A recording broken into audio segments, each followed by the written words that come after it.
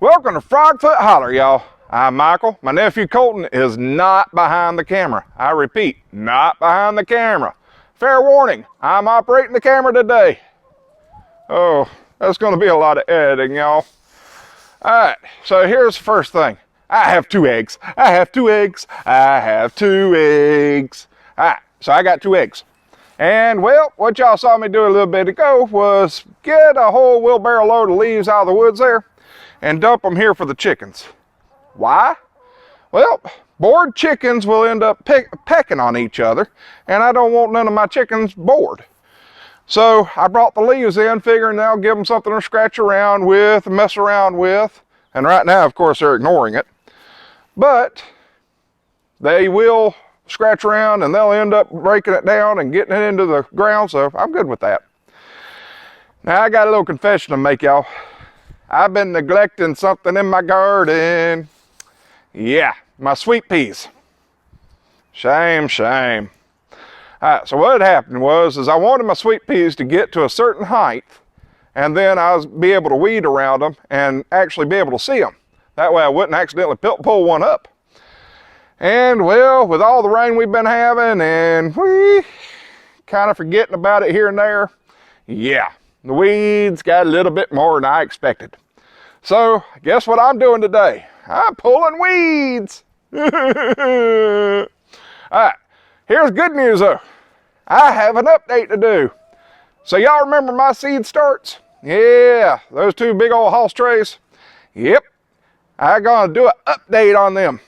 So if y'all remember, what I did is plant my seeds in the Hoss tool trays and set them on the ground and then put a plastic clear tote over the top of them to act as mini greenhouses. They have been outside this entire time. Cold, hot, don't matter.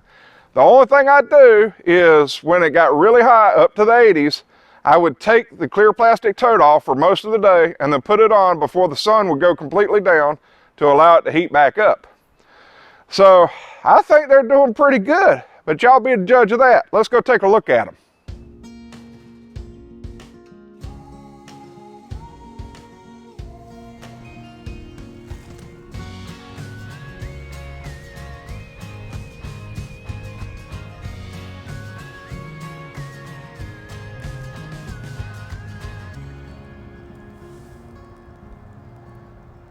So we're going to start with our hybrid tomatoes, which is this cell of 51 and these cells of 51. Now these are my summer pick and these are my Tachis. Both cells are running about 14%, actually less than 14% non-growth rate. Now that means about 86% grew. Now here's the thing with this. This was under very unideal conditions. I literally just planted these things and set them on the ground and put that clear plastic tote over them. And well, there was no heat control or anything like that. So to have that kind of growth rate is tremendous. Now we're going to move over here to my cherry tomatoes, these right here. And these right here are running right at about a 7% non-growth rate, which is really good. But see, they take a little bit longer to come up, but they're coming up. Now when you don't have ideal conditions and keep temperature constant and stuff like that, they're going to grow at different rates. That ain't no real big deal. You have to expect stuff not to grow right all the time.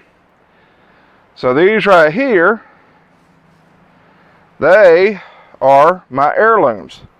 That's these this way. Now I'm running about a 20% non-growth rate on these, but I only need 5 from each variety, and I got 18 to choose from, so I'm good.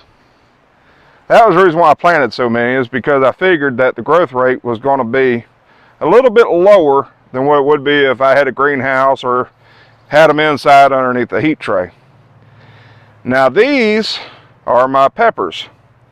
Now, I got 5 different varieties of peppers here, and all my varieties, the most non-growth rate I have is 7%.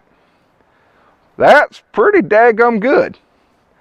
The peppers, I actually figured I'd have a very high non-growth rate, but they're doing really good, as y'all can see. So it is possible to put seeds in a tray, put that plastic clear tote over top of them, just make sure they get water and stuff like that, and they will grow. Just make sure you plant more than you need, because not all of them are going to come up. All right, so now we have to get to that. Yay. All right, so let's go talk about that. All right, so here's my shame, y'all. Look at this. All those weeds. Oh my goodness. And I have to pick all those weeds. And see, what I'm going to do is I'm actually going to pick all the weeds around the pea plants, and then turn around and use Mr. Smiley to get the rest of the weeds that are further away. Oh, I'm in trouble. Alright, and as y'all can see, I got 4 rows just like that. Yeah. Alright, so I'm going to change camera angles here real quick, and we're going to pick some weeds. Yay! So guys, this process is really simple. It's called Don't Pick the Pea.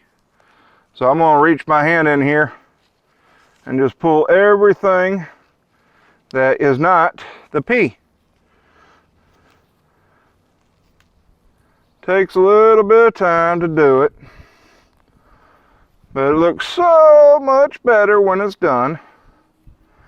Now the one thing about these peas, they got these little tendrils on here that'll grab onto the weeds sometimes. So you have to make sure when you're pulling, you ain't pulling the plant by accident.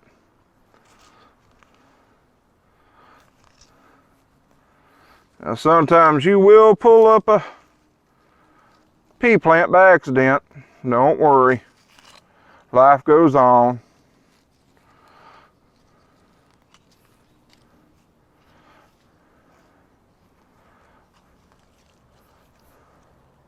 So that's all the space I really need to do right there. I can get the rest of it with Mr. Smiley.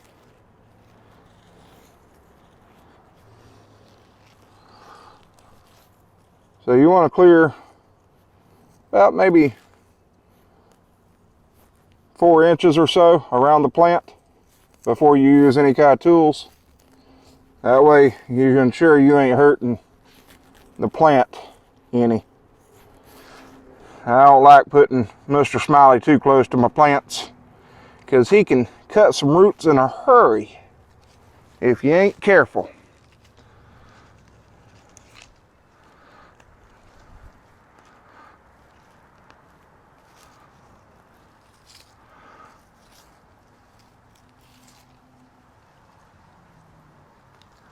Alright guys, so this is going to be one long and boring video if I keep it in slow frog mode.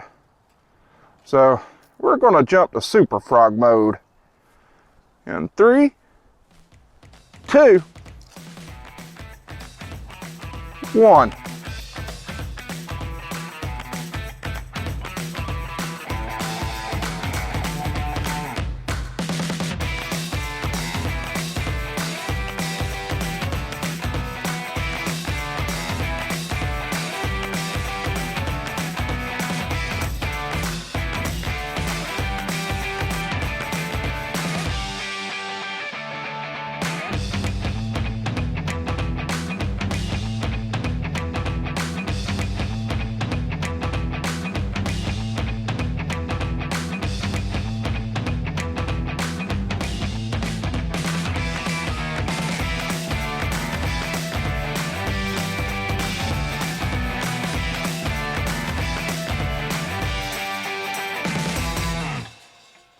doesn't it look good, y'all? So I de-weeded the bed like I should have done 2 weeks ago. However, I went through and separated all the little sugar peas and pulled out all the weeds around them. And I took Mr. Smiley here and got all the rest of the bed.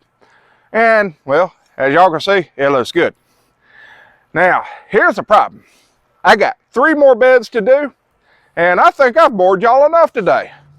So, this is where I'm going to say, hasta luego, hasta mañana, avita swain, hasta la vista, baby, and sayonara.